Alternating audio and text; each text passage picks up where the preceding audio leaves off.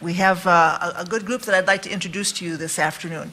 At my far right, Catharine Richert. Catharine is new to Minnesota within the last year and is the lead reporter for PoliGraph, which is the fact-checking project that's underway here at the Humphrey Institute. Before coming to Minnesota, she was on the Congressional Quarterly staff working on PolitiFact, another hard thing to say, and was working on her master's degree in public policy. Next up is my colleague Tom Scheck from the Capitol Basement. Tom's been with Minnesota Public Radio since, what? Capitol Basement makes Yes. it sound so nice. Oh, Capitol Basement is a place of honor, my goodness. That's where I've spent so much of my time. Been in Minnesota since 2000 and is a native of Pennsylvania. And on my left, here comes Pat. On my left, immediately here is Eric Black, my former colleague at the Star Tribune, now writing the Black Ink column for MinnPost. And Kessler, hi, welcome from Channel 4 and another Capitol Basement alum, Capitol Basement denizen. Pat has been with CCO since 1984, am I right there? And was with Public Radio before that, so long time covering Minnesota politics.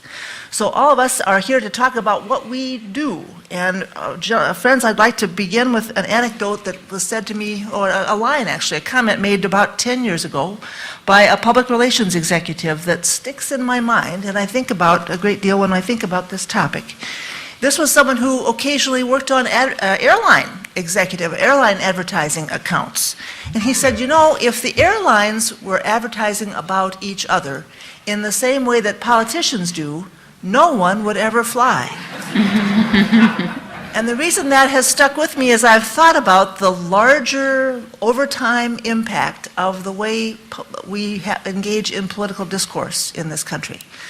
We, of course, are the next election, the immediate cause is always what is primary in candidates and focus and in the minds of all of us and our editors as we do our work. But the longer-term impact of advertising that is consistently harshly negative and often misleading, even downright unfactual, that the impact of that is severe, I think, and it is systemic. So I'm here to submit as an editorial writer that I have an opinion about all of this, and that is that to the extent that we employ the tools of journalism to deter those kinds of ads, I think we are performing an important public service. I've asked each of these good panelists to get us underway today by sharing a war story, something that they have done in their work in the last several years that would illustrate what we're trying to do with fact-check reporting in political campaigns. And Catharine, since I would like to go down the line, I think I'll begin with you. Welcome. So I put some thought into this, and I actually decided to focus on a story that I did for PolitiFact, which is where I was working before I was here in Minnesota. And this is a really great website. If you've never seen it, you should check it out. Their most egregious rating is pants on fire, false, so they have a sense of humor. Back around this time last summer, the healthcare debate was really heating up, and a reader sent us a claim that she had heard on the Fred Thompson show. Fred Thompson is the Republican who was running for president in 2008. And it was made by a woman named Betsy McCoy. You may have never heard of her before, but she was very involved in the Clinton-era healthcare debate, and she became lieutenant governor of New York, and now she works for a healthcare nonprofit. But she was on there, and the quote was this. I'll read it to you exactly. The new healthcare bill would make it mandatory, absolutely require, that every 5 years, people in Medicare have a required counseling session that will tell them how to end their life sooner. This was clearly something that we needed to jump on that day. And the one thing about fact-checking that's great is that you have time. You know, you'd rather be totally right and feel really confident in that and be able to sleep at night than just get something out there really quickly, which is a constraint that other journalists have. So anyway, I thought, well, you know, I'll get started working on it, see where it goes. It became very clear throughout the day that this was totally wrong. I read the bill, and even though I'm not a lawyer, I thought, well, that's not what I think that means. And then, you know, I'm talking to staff on the Hill. I even talked to the Republican counsel on the committee that wrote this language. And this is a woman from the same party who would eventually morph this claim into the death panel claim, and she said that's completely false. So we put this story out. It made zero impact, which was incredibly frustrating. We got a lot of hits, but within the next week, Sarah Palin was talking about death panels, and I'm convinced that this particular claim was the genesis of that entire discussion. And I think the moral of the story for me is that there are a lot of people out there that at the end of the day, they don't want to be convinced, and that's something that we constantly have to work against. So. Well, that's a good point, and let's talk about that point a little further, but I'll turn now to Tom. What war story would you like to share with this audience? Tom Scheck with NPR. Well, I actually I'm covering the governor's race right now, and we did a story, must have been a month or 2 months ago, on Tom Emmer, the Republican candidate for governor, and he was on our air, I think it was in May, he was on our air, and he said something like, I can boil down all of the state agencies from 26 to 12 rather quickly. And there was no follow-up question on whether or not, how he was going to do that. And one of our editors said, well, how is he going to do that? And so I went to Tom Emmer the next day and I said, how are you going to do it? And he kind of gave an example of how he was going to do it, but didn't really get into specifics. And I went to another event and I asked him, how are you going to do that? And he didn't say. And so I figured, well, I'm not really getting anywhere with this. I think I'm going to go back and listen to all of his speeches, debates, and figure out whether or not he can do it from just hearing this, because Tom Emmer gives a lot of anecdotes. And I think I came up with 6 or 8 that he did. And then I started calling around to the state agencies and the former commissioners of those agencies who are now outside of the agencies under Governor Pawlenty, so it was a Republican administration. I started asking them, can he really eliminate the Minnesota the Minnesota Housing Finance Agency? And is it going to save $1.6 billion? And Tim Marks, who's now in New York, said absolutely not. As a matter of fact, if we close this shop up, if it's closed up, we'll be sued because the way we make money is we give out bonds, and our bond holders aren't going to be too happy with the state of Minnesota if that happens. So we ran a big story on, okay, this is what Tom Emmer's proposing. He's not providing any specifics. And that night I got a call from one of Tom Emmer's people, and they said, oh, by the way, we are going to do an Emmer truth check on you. And I'm like, oh, great. And I said, well, we vetted this story really hard, and we double and triple checked everything. And I was like, well, I'm really interested to see what you guys come up with. And they didn't talk anything about the state agencies that he was going to cut. They talked about a comment he made on Midday with Gary Eichten, where he said he could cut a third of the state government spending, about $20 billion. And I think that was in like my first graph of my story, and didn't even really touch on it, because I think I said, he's made some pretty bold claims about cutting government, and this is one of them.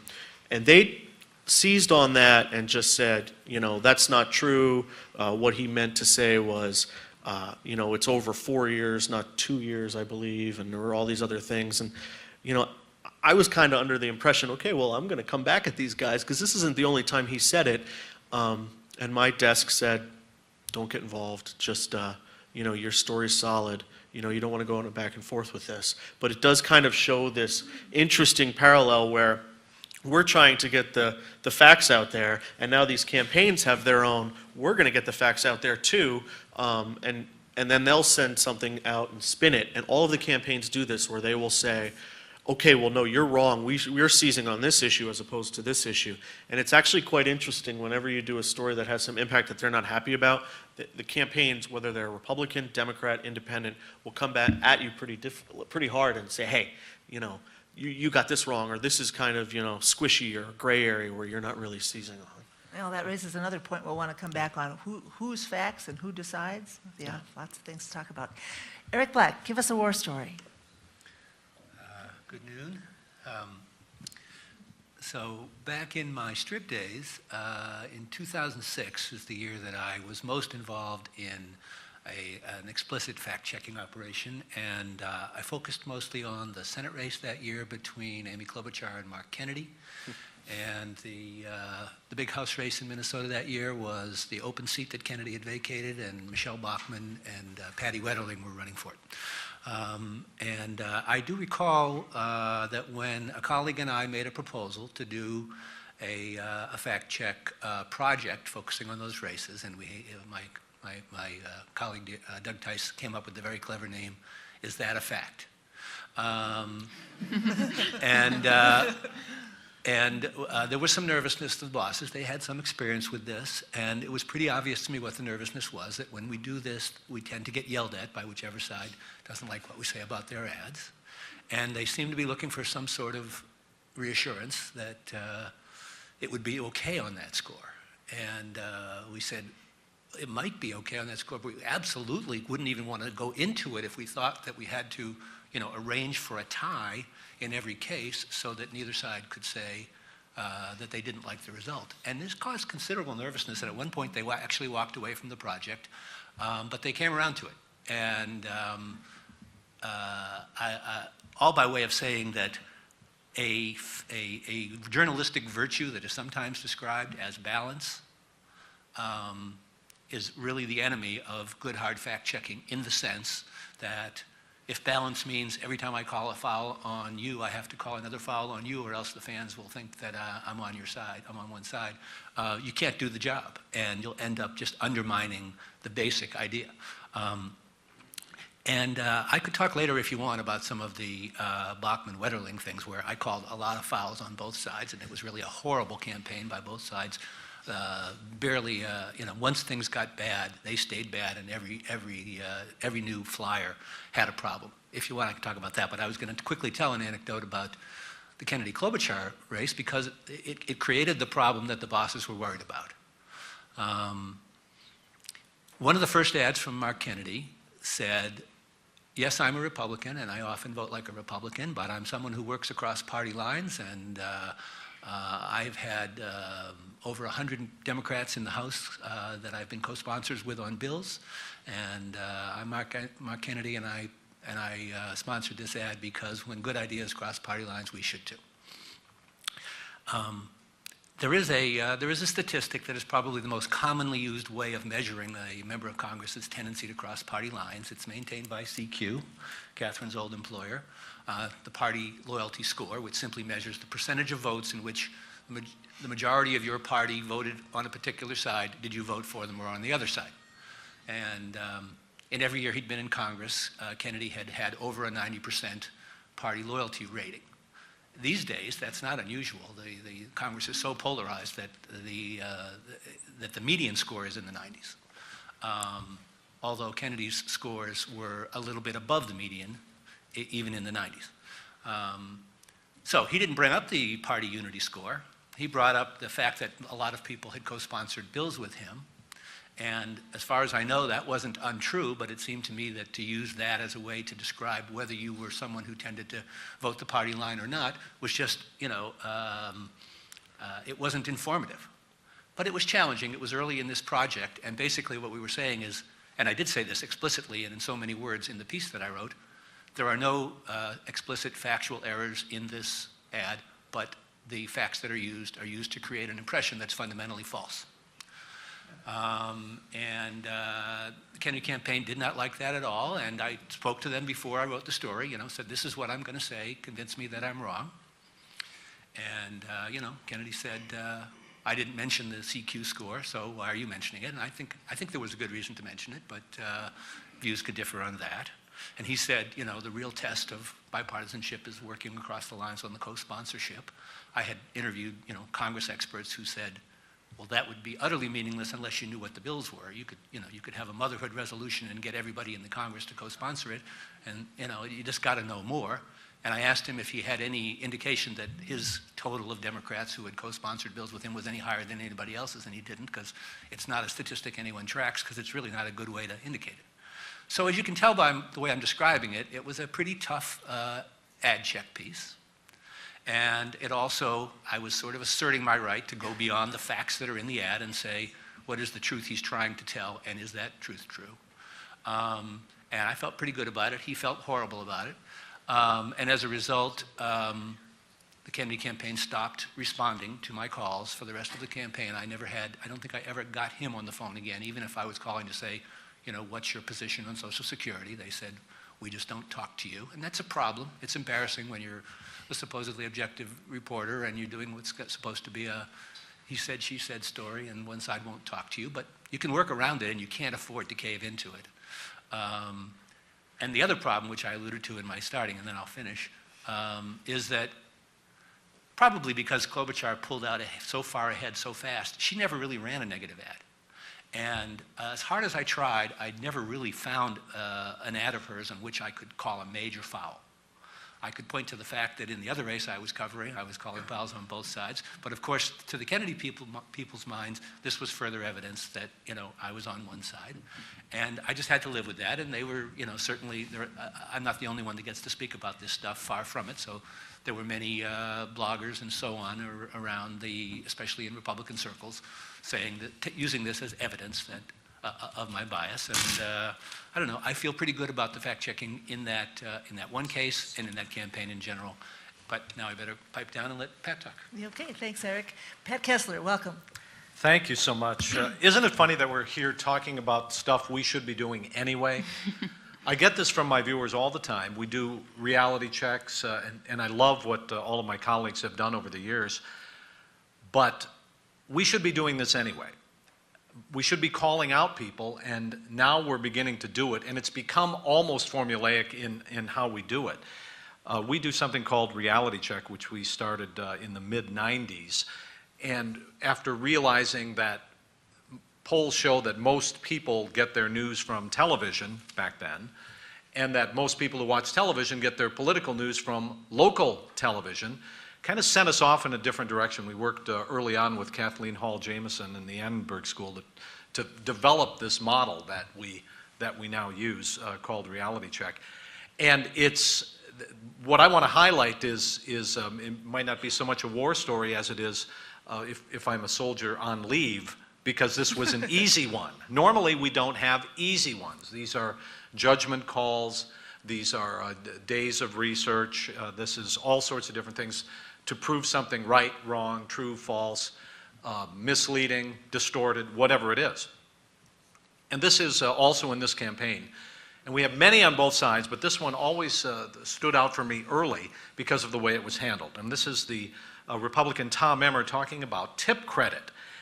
We don't only look at television ads. We look at political speech. We look at brochures. We look at the language of the people on the campaign to decide and report whether it is true or false. And the tip credit is a particularly interesting one because the candidate is on tape for 12, 13, 14 minutes talking about what he wants to do about a tip credit, how much waiters and waitresses make, it was $100,000, how should they make minimum wage, and it's all on tape beginning to end. But then when the candidate said, no, I didn't say that, it became a story. And when we do a reality check in that particular case saying, yes, you did, here's what he said, here's what a tip credit is, here's what it means, he changed his definition of a tip credit, and that's when we start to get into the weeds. Well, I voted for this, but it was a procedural vote, and I did this, and this is what I really meant, and I said that, but I really meant to say this. The fact is, at some point, you have to cut it off. And it's very clear that sometimes politicians, Democrats, Republicans, Independents, I don't care, they're moving targets. And even now, if they say something and you report that what they said is true or false, they come back to us and say, that's not what I said. So it makes it a little more difficult.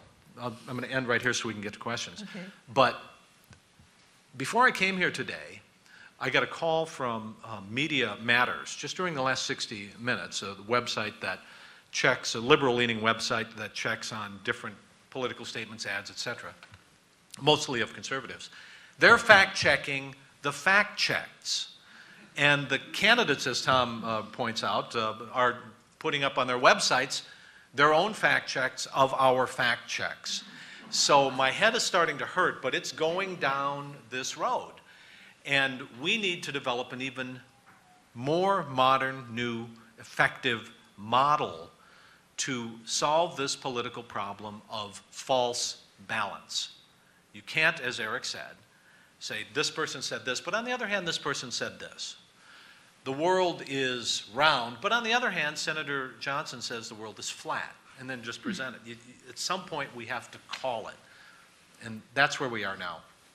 That is where we are now, and it's not always a comfortable place for Nope. editors, is it? Or for folks Nope. who define professional journalists as even-handed in all circumstances, uncomfortable.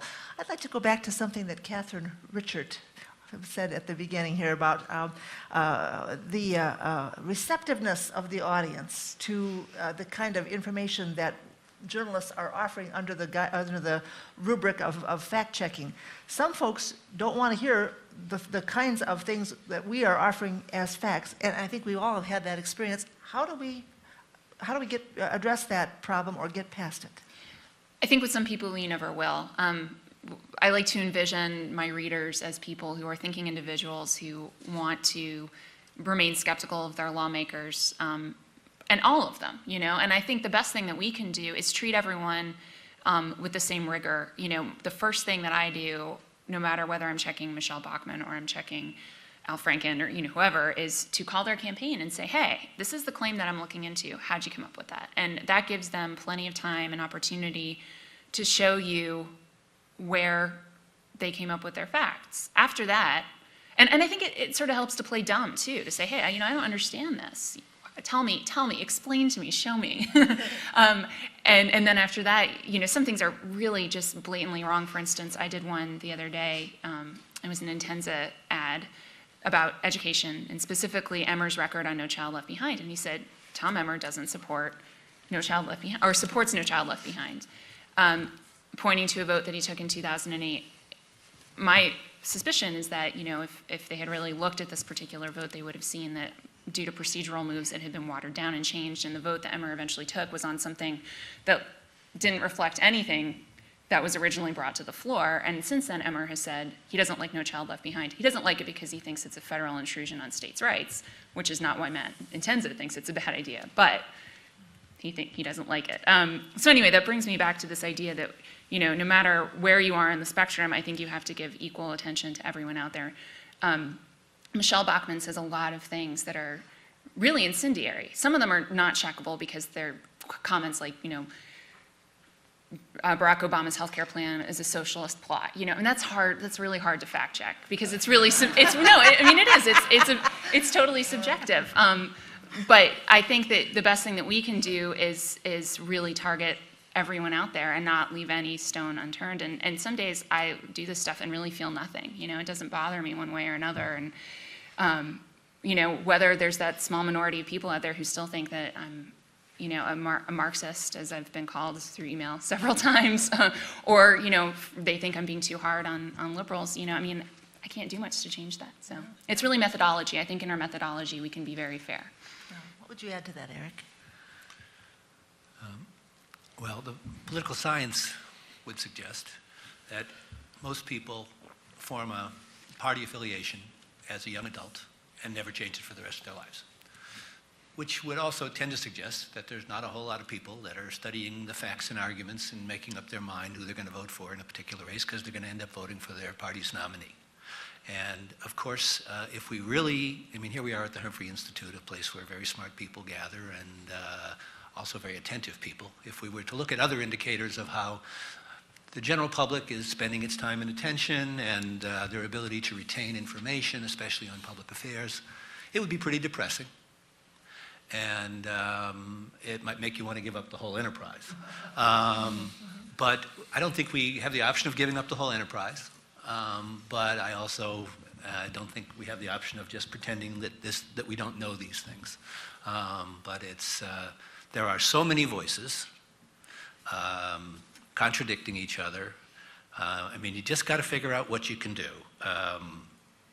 Even the big Star Tribune, which I worked for so long, wasn't reaching the whole community. And now I write for MinnPost, which is a startup online website, and I'm very happy with the people that we're reaching, but they are smart, attentive people. And if you're trying to point out obvious errors in ads that are running on, Wheel of Fortune, where they're reaching perhaps less attentive people, and you pointed out on MinnPost, how much good is that going to do? And also, two themes in my own work that I am constantly harping on now that I have a more bloggerly voice and can harp on more what I want to harp on, are what I call selective perception and confirmation bias. People like to continue believing what they already believed, and so they are biased in favor of information that confirms what they already believe, and they are biased against information that would cause them to have a rethink. And one of the ways that they get rid of that second category of information is through selective perception. You just choose not to notice inconvenient facts or arguments that might cause you to wonder whether you're living in a fool's paradise. So these are very, very troubling problems, but there's no use in pretending they don't exist. Well, and then I have wondered if there is a bias in what we do because we tend to use government sources as the fact. Those are the facts that we go to check what we're being told by candidates. And for folks who don't trust government sources, that's maybe a problem. How do you decide, Tom Scheck from NPR, how do you decide what sources you go to when you want to check a fact? Well, I think part of this is, just to piggyback on the other question, is that sometimes you just can't convince people who don't want to be convinced. I mean, that's what we call the base on both sides. I mean, they're going to vote for the Democrat or the Republican no matter what. Now, in terms of sourcing things out, you don't just rely on one organization. I mean, you try to find someone who's nonpartisan to kind of look at their studies and their research, but at the same time, in our business, I don't know one person here who says, okay, well, I'm just going to rely on one source. They rely on 2, 3 sources, and they go that way. If they're the level of scrutiny from my end comes when they're more partisan, when they release a report that is clearly an attack on the Democrats or an attack on the Republicans, and you're just trying to figure out, okay, well, how did they use this language or this data? Because that's when things could get manipulated rather quickly, and it becomes problematic on our end, because if we use someone who cherry picks information, what happens then is that the other side will then say, well, they cherry-picked this information, but you didn't follow up and look at the whole report, which says this. And this is something that campaigns do. Matt Intenza is using that an awful lot when he talks about No Child Left Behind, where he says the legislative auditor says that the state is going to lose money if we don't opt out of No Child Left Behind in time. Well, no, they didn't say the state's going to lose money. They said they may lose money, and it may be over a long period of time, but it's a gray area. So it's one of those things where that's something that you have to back up. Now, the campaigns, individuals, and organizations will cherry pick information, and the hard thing is to try and pull that information and say, okay, well, where did they get it, and how are they coming to that conclusion, and then trying to go back and talk to the individuals that will say that. Yeah, and there are judgment calls at so many levels in this process. You use that expression, Pat, judgment call. Pat Kessler from CCO. Tell us about the process that you use as you're selecting what messages you're going to use at a reality check, and what sources you're going to go to. And what the facts are, if we can determine that. Like Catherine, the first thing we do is use the source of the campaign, and then we will check that. So they'll give us a Bureau of Labor Statistics study to show this. And then we will try to go down the road and see, what does this mean? What is this? How many jobs have we lost in this state? What is the unemployment rate? What's the trends? And we go to many, many different sources. So we start with the campaign and then go online. In our particular case, we try to, for every line we write, have a specific citation from online. And the judgment call comes with some very skilled politicians, political consultants, campaigns who are running here in Minnesota. The judgment call comes on then, do we decide if this is distorted or not distorted? Something we did just about a week ago was this very powerful ad by the Alliance for a Better Minnesota, which is a labor-backed, liberal-leaning group that is running ads against Tom Emmer. And in this ad, they have the mother of a boy who was killed by a drunk driver. And the ad is generally accurate. They say Tom Emmer tried to weaken the DWI laws in the state, and after all, he's got 2 DWIs himself in his past. Generally, that's accurate. It's tough, but it's accurate. But then the ad says Tom Emmer proposed a law that would weaken the DWI. That's a judgment call. We began getting emails, and our viewers help us a lot. We get hundreds and hundreds of emails, not just on reaction to what we do, some of it very, very harsh, but also suggestions. Oh, I brought a list. I don't know if I can read this because I see we're being recorded here, so I don't know if I can read some of this. But that's a judgment call because we started to get emails from our viewers saying, did he kill this guy, number one? Did he kill this kid? Number two, is this a law? Can drivers, as Tom Emmer proposed, wait for a certain amount of time before their driver's licenses are revoked? And it became a very misleading claim in our minds in the ad. That is a judgment call we made. It wasn't a law. He sponsored a bill that never got anywhere, but he did it for a specific reason. And we called that not accurate. We also then, there's many other parts of this, and I won't take up much more time, but we also now expand online to keep going because we don't have very much time on television. Sometimes we get between 1:20 and 2 minutes and 15 seconds.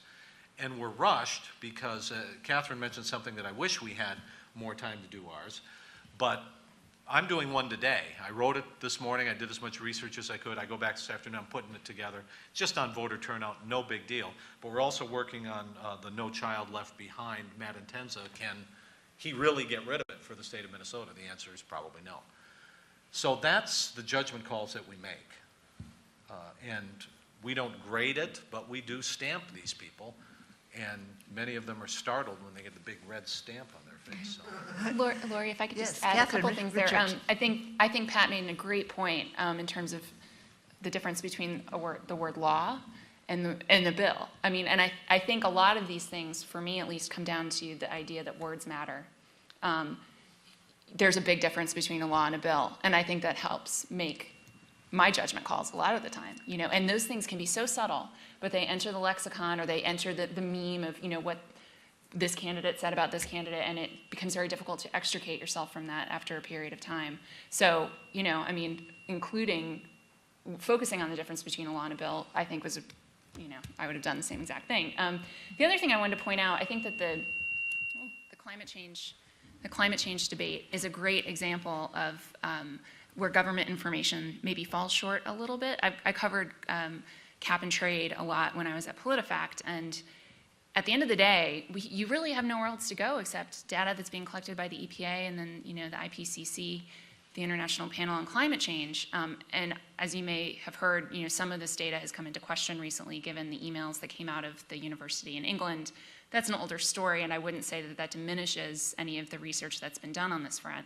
However, I'm not a climate scientist, you know. I mean, there's not much more I can do at that point than to go to the EPA's website and focus on the data that they've provided. And that is a limitation, one that I'm willing to, you know, live up to, so, you know. And Tom Scheck, you look you'd like to add to this conversation, am I right?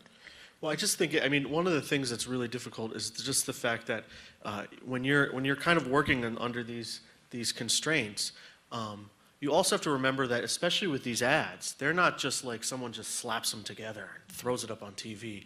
They're market tested. I mean, they bring in people who sit in an audience and then they run an ad and they say, how does this look? And then they say, what about this ad? How does that look? And I know for a fact that the Alliance for a Better Minnesota said we are market testing some of this stuff to see if it works or not in relationship to Tom Emmer or not. So I'm sure that they may have weighed that word, whether it's bill or law or something like that, to see which portion of that language is going to reach the person and they're going to understand it the easiest. Because they only have 30 seconds, but both sides only have millions of dollars to spend this. But they want to get that message across because they know that someone may be sitting down to watch TV for 45 minutes and they're reading a book and they want to be able to get that message across, and then that's it. So 30 seconds, boom, it's done. So this stuff is market tested. So they may have said, okay, bill, law, how does that work? And I don't know if Pat ever went into that level of detail with them, but I mean, I do know that they, not just the Alliance for a Better Minnesota, but all of these groups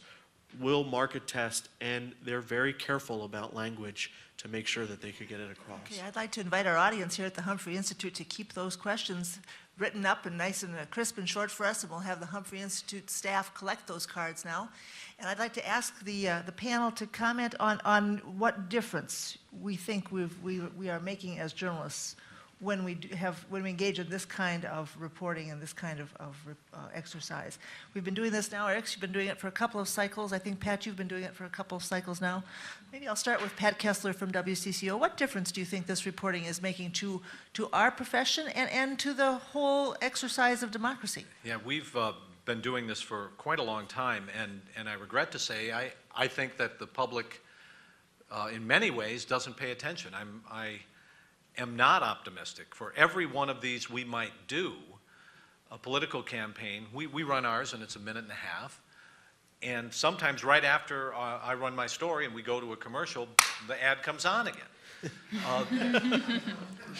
The Alliance for Better Minnesota is a really good example now because they are dropping a lot of money. It's a very effective group that is putting money out, political fund that's putting television ads on the air. And they will run an ad, $500,000, they'll run an ad over and over and over again. So every one time I do a story, there will be 60 airings of this ad. So I think that in many ways people are not paying attention. And if they want the information, they can go online and see mine again. But I regret to say, I don't know that we're making that big a difference, except for this. I think people now expect candidates, viewers, readers, listeners, voters expect to have the sourcing information. And now that we have more information available to us than we've ever had before online, the information sources worldwide, I think people are smarter about this, and I think people do go and look because they expect us. And when they see this, they might get an inkling and go. But does it make a big difference in a campaign? In general, I would say interesting, but not game-changing. I think that people are thirsty for it. Tom Scheck from NPR. Yeah.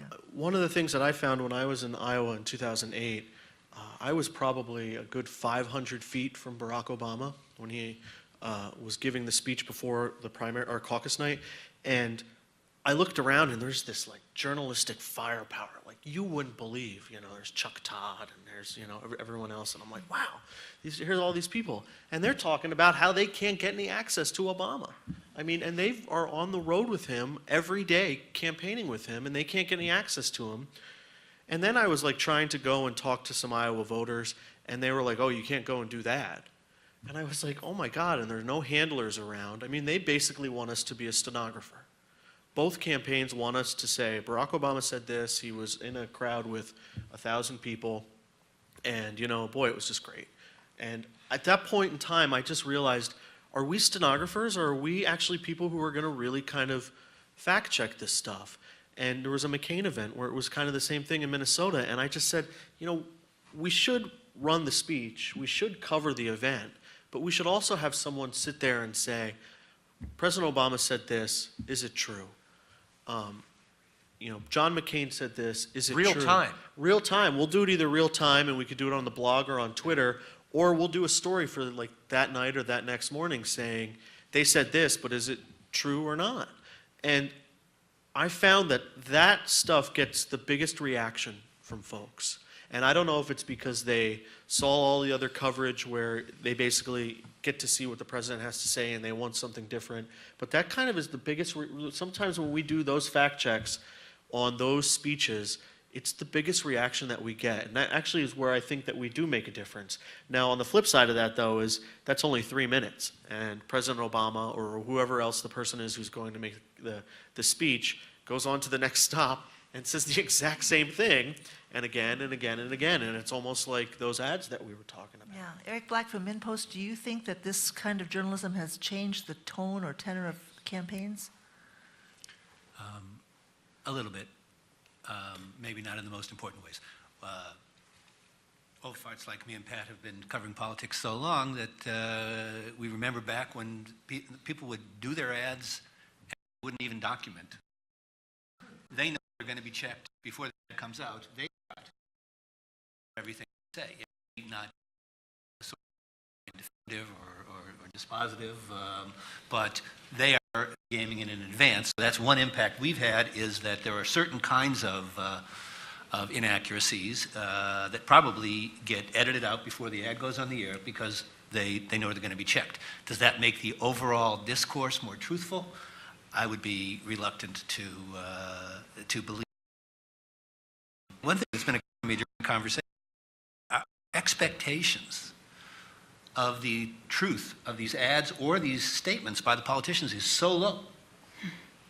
I mean, as journalists, we are pretty worried about getting caught giving only one side of the story. When a politician speaks, that's absolutely our expectations. We'd be stunned if they gave even a balanced presentation on the particular argument they're making. And then when you get down to a basically emotional 30-second ad like the one you were talking about, of course, to even call it discourse is hyperbole. It's it's obviously an attempt to manipulate emotions. It is true, those of us that have done this work have all had this experience, that your finding is liable to become the subject of somebody else's ad. And maybe that makes you feel good, although it's obviously not being cited because of your own great credibility. It's obviously being cited because you said the other candidate ad was deceptive, and they're liable to pick that one word out of out of the rest of your fact check, and it's maybe the only bad word in there, but they'll say, deceptive, Eric Black, MinnPost. And so now, all of a sudden, a lot more people know that you wrote that word, but I don't know if it is really, and the other thing that's going on, I think the TV ads are becoming less important because the TV audience is that much more fractured, because people who watch their TV on their DVR can fast forward through the ads and aren't going to watch the political ads unless they're interested in it. And if they're interested in it, they probably already saw it on an email attachment before they turned on the TV. And because the blogosphere, or not just the blogosphere, but the internet has become, such a huge, major competitor against television and radio and print, but especially against television, for the time people are spending. And I am nervous that one of the things that's going on the internet is that it's easier and easier to limit yourself to sites where you will see only information that confirms your pre-existing beliefs. I'm not a big defender of the objectivity model in journalism. I basically don't believe in it anymore. But it makes me nervous to think that the alternative to it is simply totally preaching to the choir, which is a lot of what's going on the internet. We've got to find something other than those two options. My biggest concern about the job that we do is that candidates become more and more squishy, and they don't ever want to take a stand on anything because they know that they're going to get slammed one way or another. And they do that for a variety of reasons. But a lot of times they won't take a stand on how they're going to raise taxes or what programs they're going to cut, because they know if they ever put that out there, they're just going to get destroyed. And it's also the same thing, I think, where they just want to be, I love apple pie and mom and America's great and let's wrap ourselves in the flag and let's get going with this. And my concern is that also hinders the political process, because at the same time, voters aren't really informed on what these candidates are going to do if they do take office. I want to hear from Catharine Richert, since she's covered some national campaigns. Sure. What you think the difference is? What difference is being made by this kind of reporting? Well, I wouldn't say that it changes the way people feel about a candidate already. I doubt that on any large scale, at all. Once you believe in a candidate, you're probably going to continue to believe in them for at least a long time. I do think that it has changed maybe what readers expect from news, which is good. I think Eric's point about campaigns having stuff prepared is a really good one. I mean, conceivably, if you've done your research well before putting an ad together and you feel confident in the facts that you advertise in that ad, then hopefully they're right at that point. So I think that that's good. I have seen on occasion people change their rhetoric as a result of something I've written or my colleagues here have written or my colleagues at PolitiFact wrote. I'm thinking of one in particular by Tom Horner that I fact-checked early on in PoliGraph's days at the beginning of the summer. It's not very old. He was talking about the $9 billion deficit. The deficit in the state is big. Is it $9 billion big? Probably not. He was double counting payment shifts to schools in his number. I don't know if that was just a mistake or what, but since then he's started to pare that back. It's more like 7.2 or 6, which is more in the range of what we're looking at. So that's satisfying. That makes me glad that I do this job. There was another point that I was going to make. I forget what it is, but I think the bottom line is that there's an appetite for this stuff out there. Whether it actually changes things dramatically, probably not. Maybe 20 years from now we'll look back on this and say, hey, there was a shift in the way politicians treated their campaigning. But Okay, well, thanks to this Humphrey Institute audience for some good written questions here. I'd like to pick up on what you just said about it sounds like an honest mistake that was being made in the Horner campaign with regard to numbers. Question here involves the origin of some of these things that don't fact check so cleanly. Are spoken or printed falsehoods from campaigns a result more often from poor personal ethics or because of honest mistakes, or is it the nature of the campaign system that brings this to the fore? What's causing this, the tide of negative messages and the tide of erroneous messages that journalists have been sort of feasting on for some time now? Pat, what do you think it is? Pat Kessler from WCCO. That's an excellent question. Jesse Ventura. We had to follow him everywhere because we never knew what he was going to say next. It was a great time. And you knew in general where he stood. And you knew in general that he was much different than the two different shades of beige candidates that the Democrats and Republicans had up. And so a lot of this, you get caught up as a politician. I believe they get caught up in the moment and they say things. But in general, you know the direction they're going. Tom Emmer is that way right now. He is a fiery, populist, conservative candidate who says many, many things, and I think he gets excited. I don't know what my colleagues think, but he gets excited and gets caught up in what he says. And some of the stuff is, you have to ask him later, did you really mean that? Well, I didn't say that. And that happens quite a bit. On the other hand, Tape recorder. on the other hand, we have someone like Margaret Kelleher, a very accomplished politician, but she says almost nothing. She says things in code words and dog whistles to her supporters that you kind of know, and it's kind of, but you know where she's going. So that's really difficult, and if you can grab a theme or a trend, then you can reality check or fact check it. But in general, I think they do get. They're such great speakers. Tom Scheck from NPR. Yeah, for example, we were at the Farm Fest. I don't know if Pat was there, but we were at the Farm Fest debate, and it was on Wednesday. And Margaret Anderson Kelleher said, "Well, unlike Tom Emmer, I vote for biofuel subsidies all the time, and Tom Emmer didn't vote against it." And you saw Tom Emmer, and he was like. He's like looking at his staff, like, what happened here, And then he like walks down and comes back, and he's like, well, Margaret, I think I voted for that all the time, I don't think that's been a problem. And then 2 minutes later, the staff comes up, and Representative Emmer says later, as a matter of fact, I did vote for E20, but I didn't vote for biodiesel, but I did vote, and we actually went back and looked at this, and he voted for the biodiesel credit on the way out, when it was going to conference committee, but on the way back he voted against it because he said there was another mandate that he didn't like in it. So part of the problem also is that some of these lawmakers vote hundreds, if not thousands of times on stuff, and so the campaigns and the candidates and the lawmakers know that, okay, well, if you're going to have a biodiesel, ethanol credit on there, we're going to try and make it 2 times as big. So then we could say, what, that person voted against a biodiesel credit 2 times as big. So then they're like, okay, well, there are these different shades of gray, where actually Catherine did a thing on this with Representative Emmer, where Matt Intenza said, Tom Emmer voted, he doesn't support No Child Left. He sides with President Bush and loves No Child Left Behind.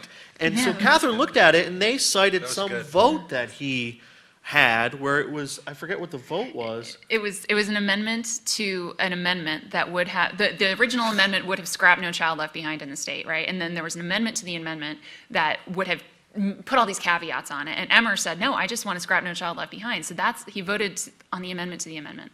And he co-authored a bill saying, let's get No Child Left Behind out of the state of Minnesota. So, but here's this ad that Matt Intenza's running saying, he sided with President Bush and loves No Child Left Behind. So there are all these little ways that the campaigns can figure out, okay, well, we're going to get them on this one, or there's a vote this way or that way. And so then it puts people in a bad spot. Yeah. And there's so much mischief that can be done with voting records. As you point out, in the legislature, in the Congress, there are procedural votes that can be spun in meaning lots of different ways.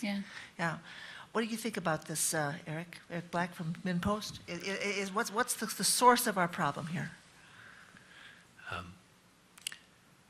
Well, I like to avoid hype in my work, but I do believe that this is an extremely, extremely consequential governor's election with very higher than usual stakes.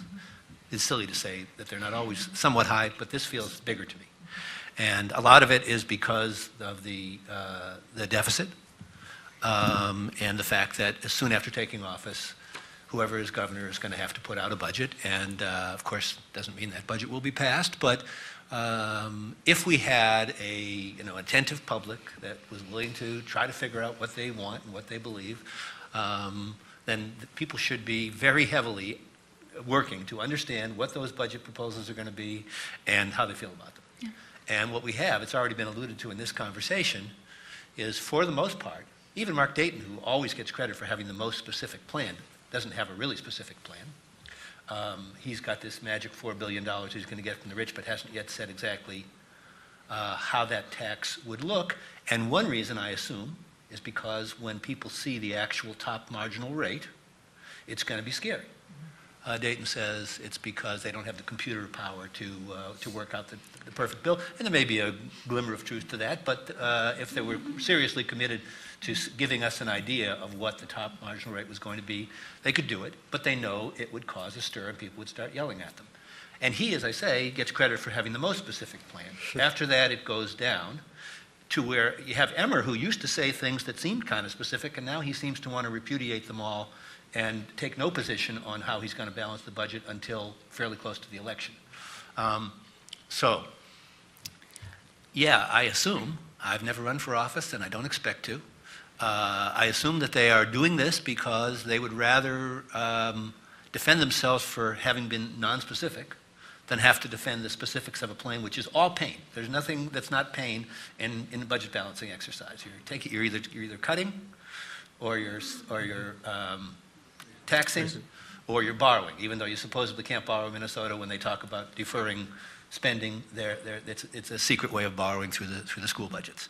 So they're all unpopular, and apparently they've looked into the hearts and souls of the electorate and said they'd rather vote for someone who they don't know what they stand for than deal with the horror they'll feel when they find out what we all actually do stand for. Okay, maybe that's their correct political strategy. As an electorate and as a journalistic community, we ought to be just demanding more and more insistently, show us the plan.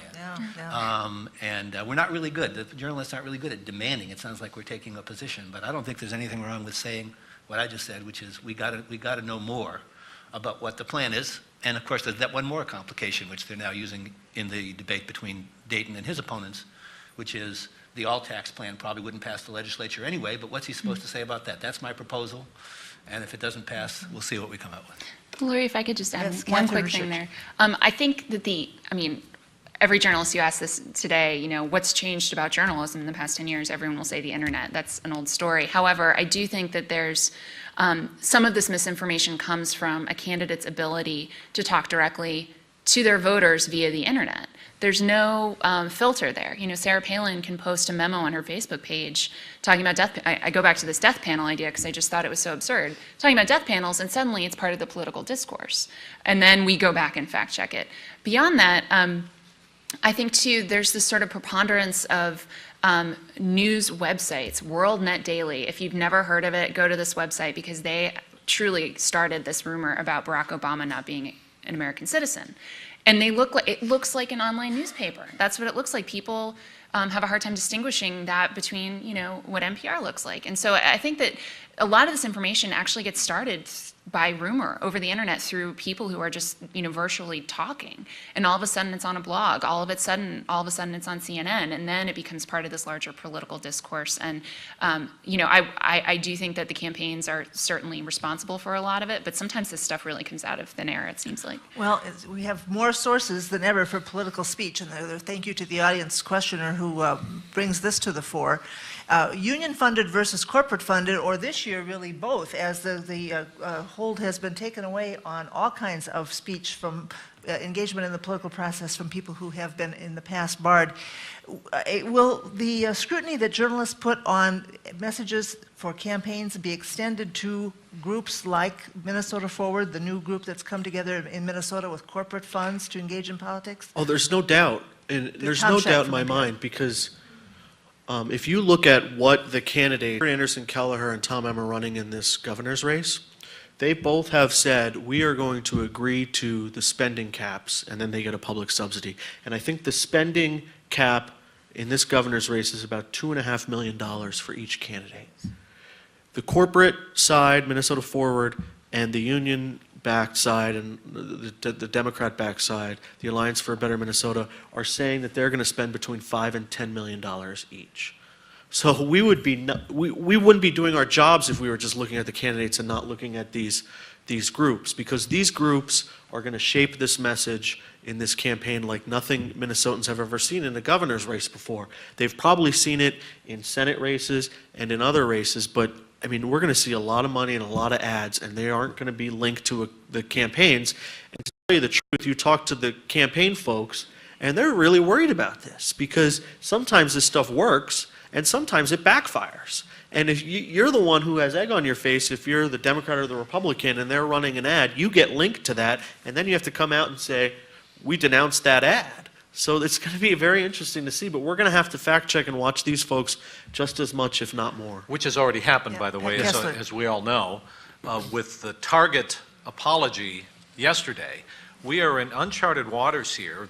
As we are connected as consumers, we love Target, we love Polaris snowmobiles, we love these companies, and somehow they have now taken political stands. And is that good or bad? Target issues an apology, which really surprised me, by the way. They had contributed up to $150,000 toward Minnesota Forward, the business corporate political fund. So we are seeing changing behaviors, and we are checking this. On the other hand, there are a couple of liberal-leaning groups, the Democratic groups, whose sole purpose is to elect a Democratic governor, and they have also, like Minnesota Forward, very few contributors. I think yesterday I checked, I think there were 13, 14 contributors, including one contribution of $500,000 from Elida Messinger, a philanthropist in the Twin Cities who is the ex-wife of Mark Dayton. And the Republicans are making a big deal about that. So there's going to be all sorts of cross currents as we look at these groups coming up, and all of them have their own messages.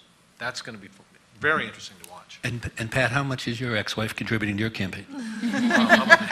$600,000. Eric Black from MinnPost. Other functioning democracies in the world actually avoid a lot of these issues because they have shorter campaigns. They don't have these ideas about businesses and unions and rich people having a free speech right to fulfill the airways with their messages. It drives me a little nuts. It seems what we've got is a system of legalized corruption. They tweak it every once in a while. It always gets around the tweak. The most recent tweak went in the other direction anyway, through the recent Supreme Court decision. And when we write about it, we write about the latest tweak, and we write about apparently Target wouldn't have this problem if they had simply given their money to somebody else to give it to Minnesota Forward. There was a legal way for them to keep their name off it, and they just weren't sharp enough, but that's now being pointed out. So nobody's going to make that mistake again, and then everything will be fine, right? I don't know, we really don't have, I don't think the issue is even really on the table in front of the public about, would you like to just have something that is substantially different as far as how the campaigns are run and financed? Well, stay with that, because there's some audience members who have asked some questions about what kind of changes might we think about as a society that might get us past some of the defects of the campaigns that we enjoy now, that we endure now. What ideas would you like to raise, Eric, as alternatives? Well, I would simply not allow corporations, and I guess I'd be willing to, unions either, to contribute to political campaigns. And I would accept the kind of limitations on what the ads have to disclose, that were put into various reform bills, and some of which have been struck down. And I'd be very interested in studying some of these other systems so that we had shorter campaigns. You know, I mean, it's a total paradigm shift. In many of the countries I'm thinking of, for example, they have a parliamentary system. They have serious party discipline, such as we're starting to have, but haven't had traditionally. And so the opposition party is basically always laying out before the public their alternative vision. And when the time comes for an election, they're not starting from scratch, and it's also known early on who the leader of that party is. So the public has a simpler, clearer choice early on. I don't think there's any chance that Americans are interested in going that deep into the fundamentals of our system, but I would be, you know, happy to have an honest conversation about the advantages and disadvantages rather than always genuflecting it the way we've always done it. Yeah. Pat Kessler, do you have reform notions that you'd like to talk about? I do. I would never suggest I don't have ideas. I'm not smart enough on how to make elections better. But I believe Minnesota legislators should make disclosure laws much more accessible to the public. I do believe that we have terrible, dark laws. We can't get to a lot of the financial information, and when we do, it's late, it's not complete. Minnesota's campaign finance disclosure laws are extremely weak, and I believe it is deliberate. I think that legislators have deliberately kept Minnesotans in the dark. It's really, really tough to find out where the money's coming from and how it's being spent. I think that's an interesting issue because in Minnesota, which is considered this clean state where there's limits in terms of how much money can be given, you get basically two cracks at identifying how much money a political candidate made. And it's in July, it was last week, and thing because then people have a very good understanding of where these folks are getting this money and what potentially could be influencing them. And I think that that's part of the problem with Minnesota's campaign finance laws. Now, I think with the law, though, with the corporate contributions, any independent expenditure that Minnesota Forward and those other groups, they have to disclose 4 times, I think.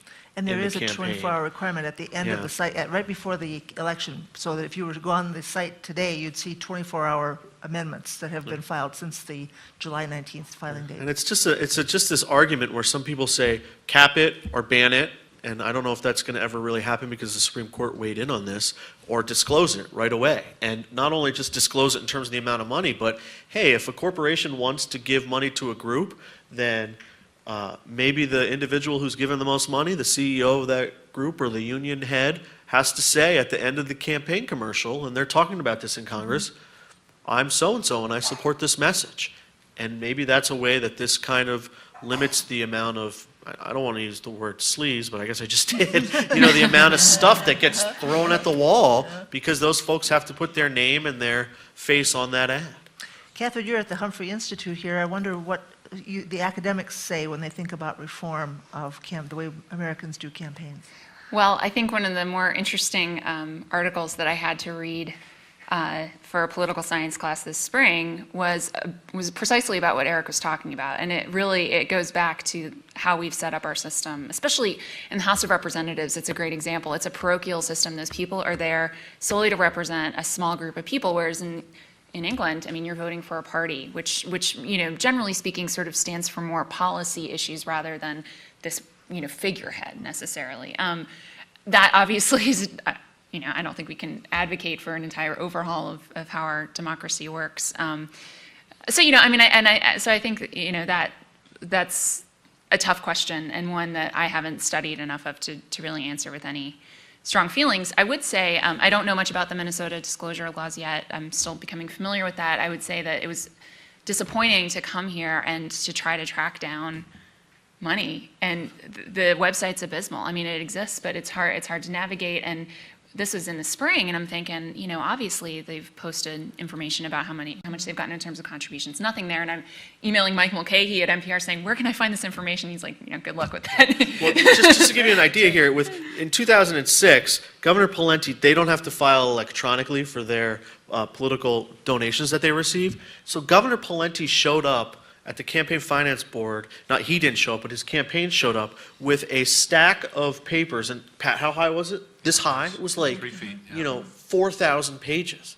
Now, this is 2 weeks before the election. How are we supposed to go through and figure out where these donations are coming from? And Mike Hatchett was the same way. I think Pawlenty's was this high, Hatchett's was this high. But it becomes this thing. Now they say, oh, well, we don't have the money. We're going to try and make it more electronic. It's not that hard anymore. I mean, anyone can figure out an Excel spreadsheet and punch in the numbers and move on. Okay. It's just that either the legislature doesn't want that to happen because they're not going to give the Campaign Finance Board the money, or they're not going to create the law to require them to do it. And what's great is, well, I would say that there are some hopeful efforts sort of on the national scene to do a better job of getting this information out there. The Sunlight Foundation is doing some really cool projects and has been for years on this stuff. I mean, they have really the best website to go to look up how much Al Franken made during the last election cycle. I would also say that these problems aren't endemic, just to the legislature here. There's been an effort in the Senate, the United States Senate, year after year after year, not just to get these senators to disclose this information on the web. I'm talking like electronic files, like PDF files. They won't even do that. And that to me just is so, it's absurd. We live in an electronic age. You think it would save money to put this stuff, just on a computer server somewhere in the Senate, but they won't even do that. It's just one more thing on this, that Minnesota candidates are required to file financial disclosures in which they must say what the sources of their income are, whether they own a home, what kind of stocks they have, but they are not required to say how much it is, nor are they how much money they have, how much their income is, how much their house is worth, nor are they required to file any kind of information regarding their spouse. So in this particular race, we have a candidate who's spending millions and millions of dollars in the Democratic race for governor, whose stated income appears to be extremely low. We don't know where the money's coming from. We know it's his wife, but these are the kinds of things, the reforms that I think Minnesota would be well served to do, put these out there.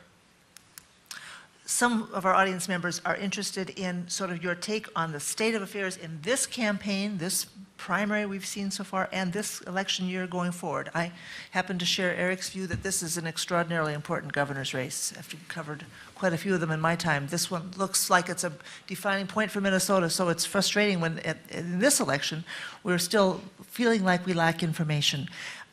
Questioner asks, is there a big lie this year?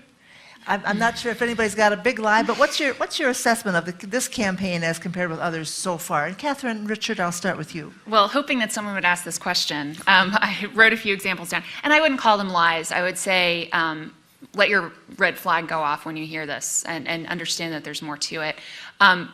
Dayton apparently is leading for the primary on Tuesday, so I actually chose a claim from his campaign. It's an ad that he put out a few weeks ago, and it says that Pawlenty cut funding per student by $1,300. There are few misleading parts of this claim. The first is that $1,300 reduction per student is actually inflation-adjusted dollars. Not to say that we shouldn't look at inflation. I think that's completely fair. However, he doesn't really make that clear in this ad. It's sort of glossed over. In fact, if you look at how much money the state legislature has been giving K through 12, every year, it's actually going up a little bit. However, the problem is that the purchasing power has declined. We just don't get as big of a bang for our buck when it comes to school spending. But I think the more misleading part of this claim is that he links it to Pawlenty, okay? First of all, Pawlenty is not a one-man show. He doesn't run the state. And these cuts are not something that he did specifically. This is part of the legislative process every year. And then also it's not a cut per se. So I think it's a very nuanced claim. And I think, if you hear Dayton say that in the next week or so, just know that there's more to the story, I guess. Tom Scheck, what do you think has been the overall quality of campaigns this year with regard to truth-telling? I don't think it's been that bad yet. I think it's going to get a lot worse.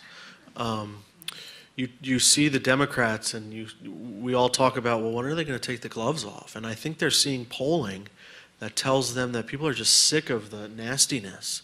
And so for the most part, they haven't really gone after each other. The Speaker of the House, Margaret Anderson Kelleher, did go after Mark Dayton on some issues about his tax plan, and Matt Intenza started going after Speaker Kelleher about the issue of No Child Left Behind, but I have a feeling that on August 11th, everything's going to change because it's going to be crystal clear the differences between the two candidates, and you're going to see a lot of personality get thrown into this, and that's when I think it's going to get uglier.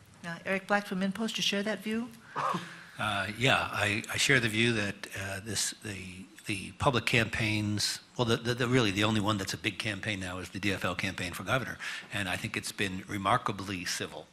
And to say that Intenza and Margaret Anderson Keillor have been going after each other a little bit lately is to say that only in comparison to the love fest they were having till then. They're not calling each other names at all. They're not even, getting mad and shaking their finger in each other's faces. There's the new Intenza ad. I don't know if you've seen it yet. I saw it on the internet. I assume it's airing starting today. So, but anyway, it's being treated as if it was almost an attack ad, but it's very, very mild. But it's being reacted to as if it was an attack ad, and the DFL is defending their endorsee, and her people are defending her.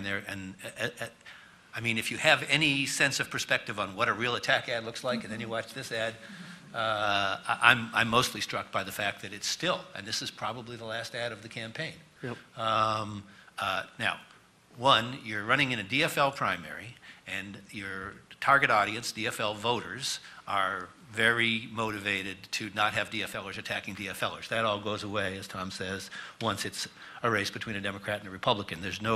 You're not worried about who you're going to offend by going after Tom Emmer, and vice versa. So yeah, it'll get tougher. You also have the dynamic right now of a three-way race, and there's a lot of political conventional wisdom that it's dangerous to be the attacker in a three-way race because people believe the attacks, and so it hurts the person they're aimed at, but they also resent the attacker, and so the beneficiary is the third person that was neither doing the attacking nor being attacked. And it's hard to break out of that box. This was really a big part of the Kerry comeback in Iowa. In that presidential race was that Dick Gephardt and Howard Dean got into a major attack fest, and Edwards and Kerry, who ended up finishing 1 and 2 after being way behind, we're running positive ads. I'm not one who wants to divide the advertising into positive and negative. I wish it could be divided into substantive and nonsense, or relatively accurate and relatively inaccurate. But anyway, that's what's going on. The whole campaign, we're so interested in it, and yet it's been really a big mystery. The polls are unreliable because no one knows how to really conceptualize the turnout. And then we have these sort of mystery differences on the budget. I find it frustrating, but anyway, by November we'll know more. Thank you. Pat Kessler, last comments here. Is there a big lie this year? Well, I don't like the words big lie either, and I don't think we know the contours of this campaign yet. I asked this question: is it possible for a candidate to be negative on himself? This morning, Rob Hahn, the independence candidate for governor, released an ad, and I don't discount him yet, at all. If there are 8,000 people voting in an independence primary, is it possible for that one to be a surprise? Sure, it's possible. He released an ad this morning. We are sitting here talking about honesty and transparency. Looks in the camera and he says, I've been honest with you, the voters. He says, yes, it's true. My wife got a restraining order against me a few years ago, or a year ago, and I've told you that, and so you should elect me. It's basically, am I wrong? I mean, it's kind of what it is. And my opponent hasn't revealed his stuff, but I'm telling you. So is it TMI here? I mean, is it possible to be too honest, or is the guy brilliant? There is no big lie. The one thing I don't like those words, but the one thing that I'm watching for is the theme I see through many of the candidates. Yeah, we're going to cut. We can cut a lot of money out of this budget. We can. Some people say we can do it all in cuts. That's something I think we all have to watch extremely carefully. There is going to be an Armageddon here in January. Governor Pawlenty is minimizing the effect and impact of the last few years of heavy borrowing, heavy shifting And it's all going to land on the laps of the new legislature and the new governor. And that's the one thing I think everybody's got to watch really closely. And it's not just the cuts, it's the tax increases as well. Tax It increases, goes both ways, because people are saying, oh, well, I was talking to someone who's a tax expert in the state of Minnesota, and, all these people are saying, oh, we need to close the corporate loophole. Well, part of those corporate loopholes have to do with the fact that 80% of the money that 3M or Medtronic brings over, if they bring that over from Africa or Europe and they use it for research, it's tax deductible. They don't have to pretty much pay taxes on that 80%. Well, if you close that loophole, does that mean that research and development in Minnesota is going to go down because Medtronic or Target or whatever other organization is going to say, we'll just keep it in France and we'll just hire there, or Ireland because they have no income taxes there. Let's just leave it there. So there are these interesting issues here on how this is going to play out, and I think that we're going to have to say at every one of these news conferences, every one of these events, prove it, show us, how are you going to do this? And sometimes the candidates get really frustrated because we're like, well, wait a second, what does this mean? And it's going to be interesting to see whether or not that gets flushed out, or they really just play this, we're going to play it safe and not really tell you, and then in January, we're going to tell you what's going to happen. Okay, well, panel, I think this audience is evidence that the work that you're doing is really valued and really appreciated. All of us are from newsrooms that are smaller than they used to be and smaller than they should be. We need help doing this work. We're glad that you are all on the job doing it. Thank you very much. We appreciate it, and thanks for coming today.